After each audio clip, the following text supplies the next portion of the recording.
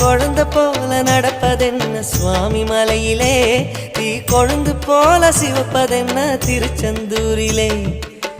குழந்தை வேலன கொஞ்சி விளையாடலாம், கோபக்கார குமரன எப்படித்தான் ஆடலாம்.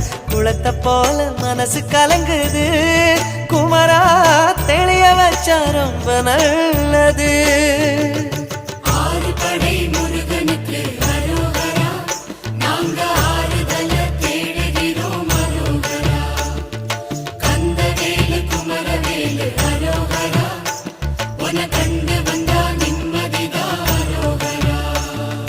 பழனியிலே சந்நியாசி, தணிகையிலே சம்சாரி, ஓம் கணக்கு புரியலையே முருகா, ஓம் கணக்கு புரியலையே முருகா.